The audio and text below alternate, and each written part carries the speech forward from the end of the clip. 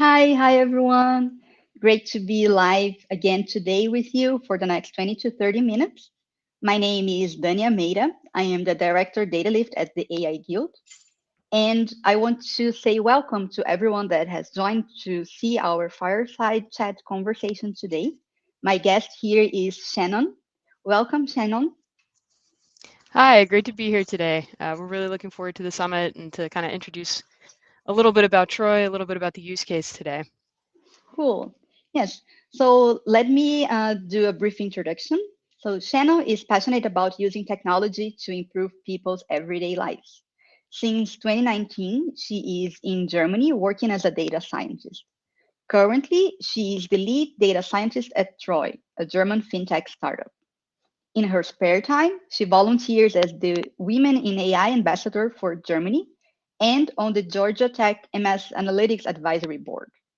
If you have any questions for Shannon, you can send them in the chat and we will answer them live.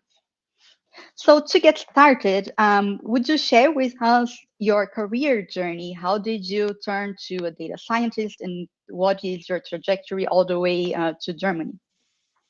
So I have a non-linear career path, to put it mildly. I actually started out in political science at Georgia Tech. So I have a bachelor's in international affairs and modern languages with a focus on German, unsurprisingly. And I also Mhm. minored in economics. And while I was there, I did a lot of research on technology policy, some on immigration policy. And while I was doing this research, while I was doing some of these studies, particularly at an university for primarily for engineers, I was forced to use statistics and programming and kind of get a feel for that, become somewhat comfortable with that. And as I Okay. progressed in my ability to research and pursue some of these questions and figure out how to improve the human condition, um, I realized I needed more of these technical tools than I had thought, to pursue questions really coming from the liberal arts side and focused on human beings, right, and how to improve and help each other. Um, so even before I graduated, I said, okay, we need to pivot, but how do you do this as a political scientist, right? So I ended up working with the Georgia Tech alumni, finding a couple of connections, making contacts, lots of coffee chats, lots and Okay. lots of informal coffee chats and informational interviews. And I managed to get a job with the Home Depot in their e-commerce department, working for a Georgia Tech engineer. And so while I was there, I was looking at um, how people came to the site, how they came to homedepot.com, how they traversed the site, what were they looking for, and Mhm. then my role as an analyst was to figure out how to essentially shorten and compress the purchase journey. Right, where are customers getting lost? They want to buy a grill, for example. What do they need to know to buy a grill? What's missing? Um, and so figuring out how they come to the site, traverse the site, and ultimately make that purchase decision, and making it using data to make that journey easier for them. Um, from there, and that was very much analytics, data science, but working with Excel, right? Primarily Excel, a little bit of Adobe Analytics, and I started learning R. So while I Okay. was there, I went out of my way to talk to people working on the data science team and figure out what skills I need to acquire. Right. And so from the very first moment, I was looking at, okay, how do I go from here to graduate school? How do I go from here to my next role? Um, and so I worked there for about a year and a half, I want to say. And then I ended up going to Koch Industries. Koch Industries gave me a call and said, hey, we need a sales analyst, a bit different from what I had been doing as an e-commerce analyst. But in talking to them, I realized there were a lot of tools missing. There was a lot of data that they could be using or could be getting, and they weren't. And it sounded like an interesting project. Okay. So to summarize, like I had done a bit at Home Depot, learned some new tools, learned how to think about these problems. And then I went to a division of Koch Industries where a lot of that knowledge was missing and they needed someone to kind of get it rolling. And that's what I did at Koch Industries. So I had a lot of opportunity and leeway to, even as an analyst, to kick off projects myself and figure out what would help the business most and what would help my teammates in their conversations with their sales partners. And so I worked there for about a year. I also started my graduate degree at Georgia Tech at that time. So I matriculated as a part-time student at first. Mhm. Excuse me, did 2 semesters of the Georgia Tech MS Analytics program part-time, and then ended up leaving Koch Industries midsummer and finished up my last semester at Georgia Tech a little bit more than full-time. So I took, I think, about 6 classes my last term at Tech. Um, Okay. it was difficult but worth it. And so after I'd finished up kind of kicking off these projects for Koch Industries and my graduate degree at Georgia Tech, excuse me, the coursework for Georgia Tech, I moved to Germany, and I worked at a small kind of boutique consulting firm for about 6 months, at And building. Mm, when you moved to Germany, you already knew that this was the career you wanted to pursue, right? You had enough experience working with data before, so your focus was really to start or develop the career here in Germany as a data scientist. correct. So I moved here with kind of a lot of business experience from the U.S., moving into the engineering experience, right? So I was Yeah, always working cross-functionally. I made myself that point person on all the teams I was on in the U.S. I made myself that point person from the business side who was responsible for pushing the conversations with engineering forward. And then with my graduate degree in engineering, I was able to move to Germany and start here kind of on the other side of things as a data scientist. So, very interesting. And then let's talk a little bit about your current role, how it is to be a lead data scientist at Troy, or maybe how did you get to Troy? so I will start from the beginning. I was working for um, a spin-off of a telecom company previously. We had an AI division. We were trying to get up a couple new products up and running. Hmm. Um, and I had been there for about 2 years. I'd learned a lot about, writing clean code, designing APIs, more about software architecture. Uh, but I had kind of, I felt like reached my limits there, right? And so I was starting to slowly investigate new roles. This was also during one of the worst of the lockdowns, and Troy happened to give me a call. And we got to talking, and it seemed like all the things that I was looking for, you know, really professionalizing a machine learning team, building things from scratch, end to end from scratch, and working with a more international team where I could still use my German, but also use my English and work across cultures as well and learn about different cultures as well. Um, Troy was able to offer that. It's a very international team. We have offices in the Netherlands and in Germany, and we have people from all over the world that work, especially in the engineering team, which is really cool Cool. and a lot of Yeah. fun.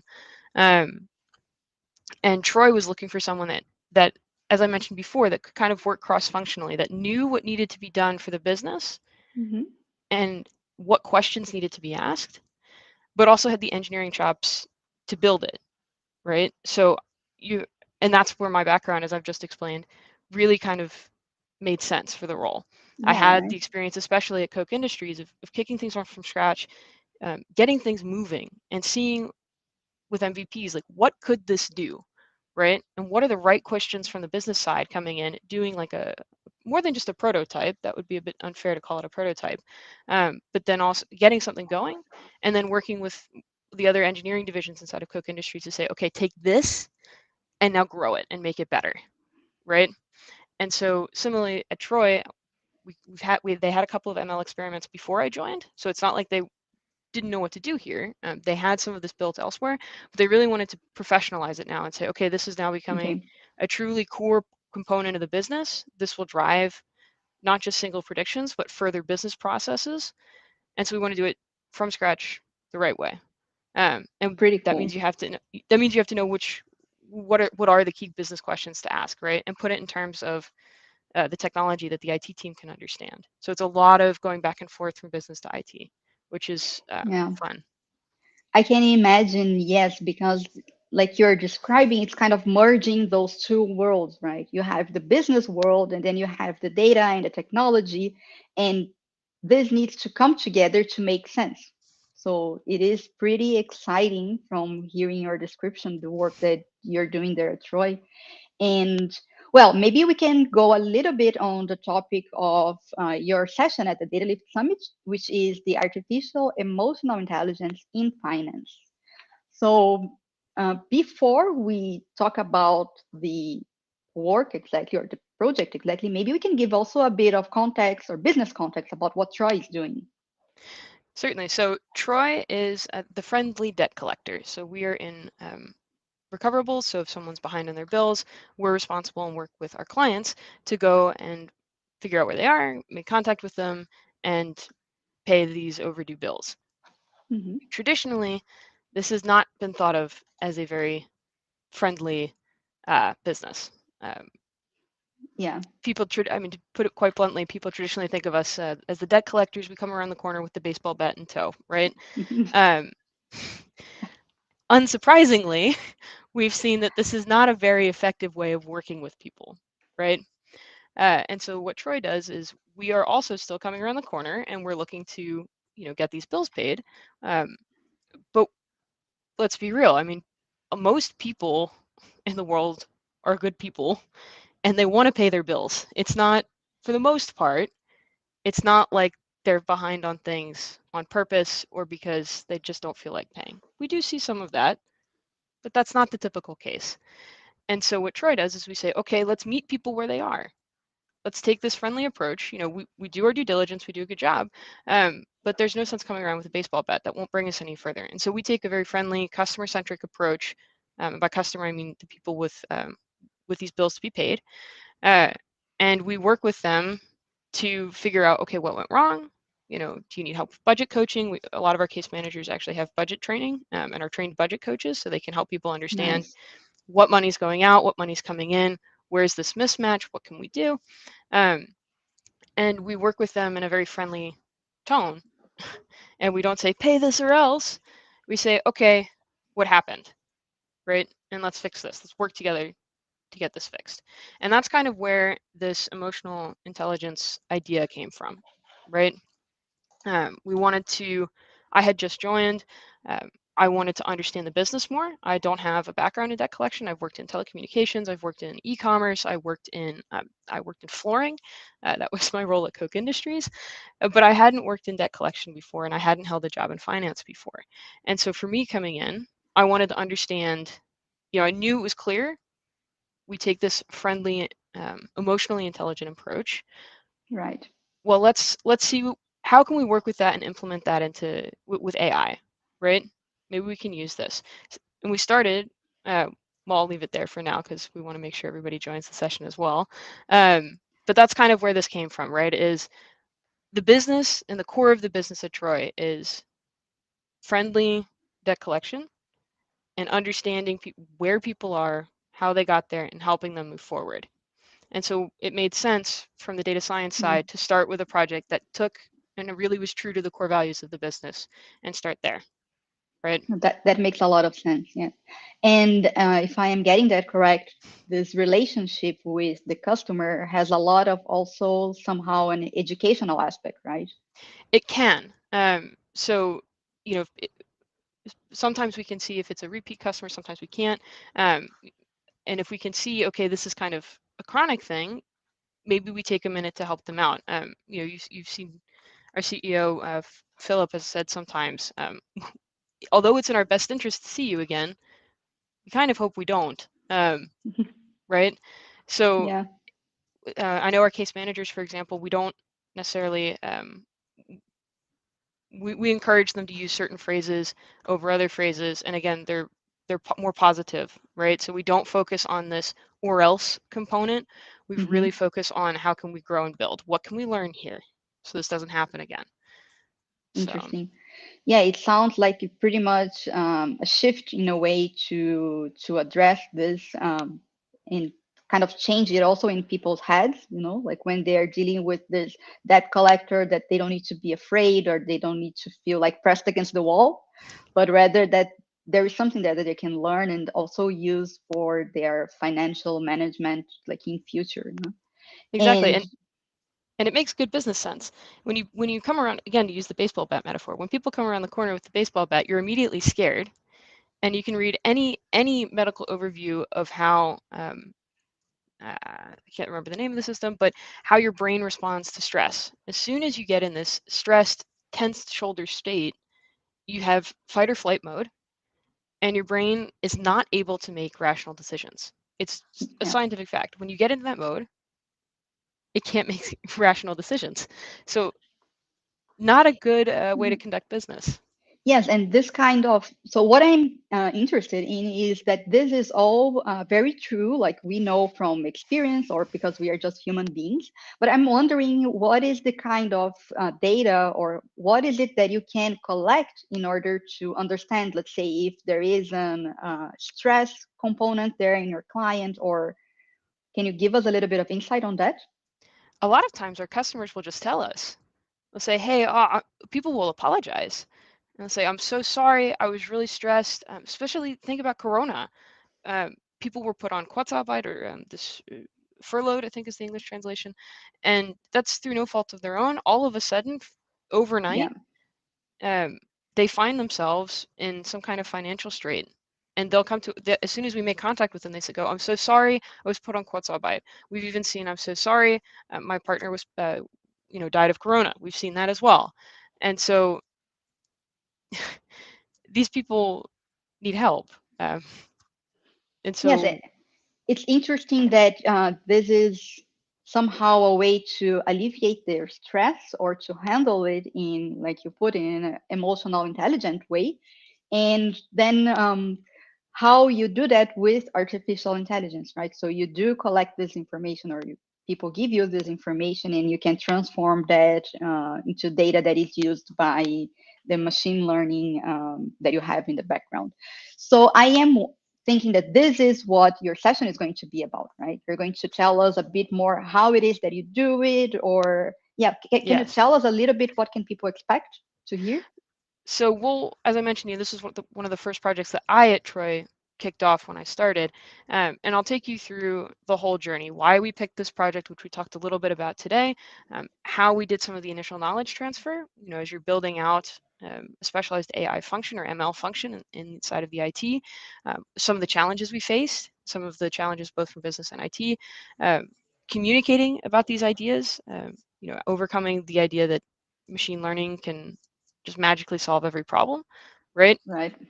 And we'll go through how we got this data, how we got it labeled, and then how we built this in and how we've made this kind of a sustainable pipeline, right? So that we can seed it and start and then grow, right? Because you don't want to just do a one-time thing. You want the machine to be able to continue learning. Yeah, yeah, you want to integrate that into the process, right? So it needs to Exactly, be also kind of a living system. exactly. And so starting with something that both sides, business and IT, can understand, we can align on because it's core to the business, right? And it's core to the company's values, and then build it in a professional and sustainable manner and get it into production, right? Yeah, no, sounds pretty amazing.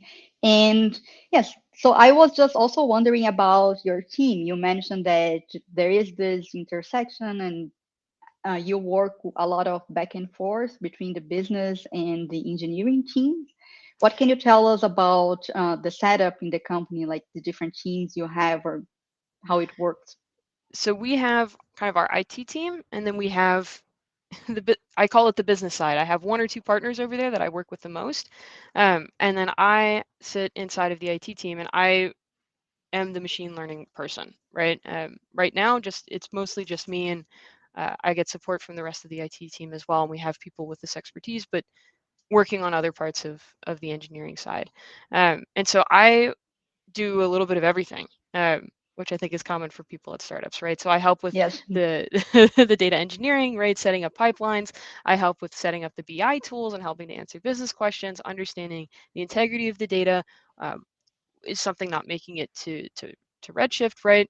Our data warehouse, and then connecting all the dots, right? So making sure that um, the understanding of a particular piece of data from the engineering side and the understanding of that data from the business side are the same, because they're not always, right? And if they're Yeah. not, then somebody takes one chunk of data and goes and builds a solution that may or may not solve the problem that was asked for.